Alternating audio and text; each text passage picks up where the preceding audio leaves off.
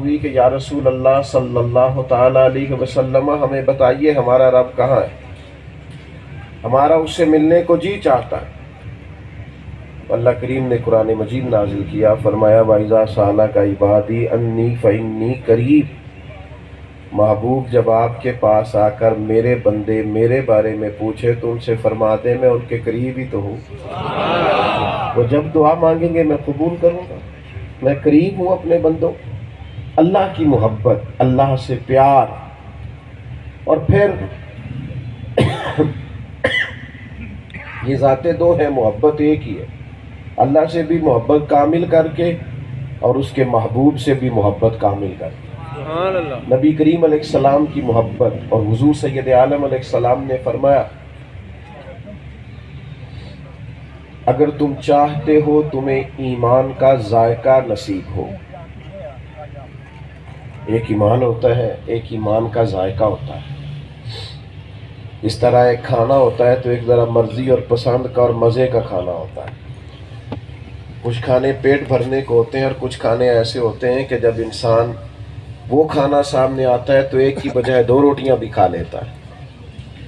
اللہ کے حبیب علیہ السلام نے فرمایا اگر تم چاہتے ہو تمہیں ایمان کا ذائقہ ملے، یعنی مومن ہونے کا مزہ آئے، تم کو مزہ آ گیا بھئی مومن ہونے کا، تو پھر تین کام کرو۔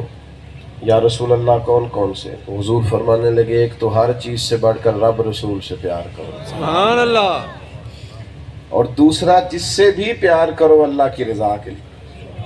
یہ جو ذاتیات کی محبتیں ہیں نا، لالچ کے تعلقات، اور میں جاؤں گا تو پھر وہ بھی آئے گا تو میں وہاں چلا جاؤں پھر کام پڑ جاتا ہے، یہ چھوڑ دو۔ محض اللہ کی رضا کے لیے محبت کرو۔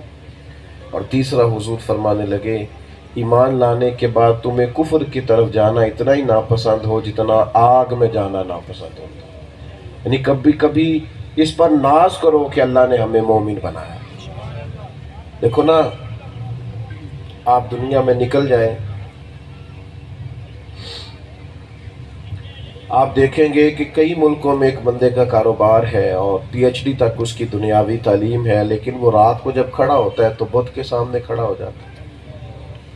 اسے پتہ بھی ہے کہ اسے میں نے اپنے ہاتھوں سے بنایا، تو اس کا مطلب ہے یہ ہدایت کا نور بڑی نعمت ہے۔ ہم نے کوئی محنت نہیں نہ کی کلمہ پڑھنے کے لیے، اس لیے کفر سے ہمیں اس طرح کی کراہت بھی نہیں آتی۔ یہ خدا کا شکر ادا کرو کہ جب بھی جھکتے ہو خالق حقیقی کے سامنے جھکتے ہو۔ تو کریم فرمانے لگے یہ تین کام کرو لذت ایمان ملے گی۔ یہ جو نبی پاک علیہ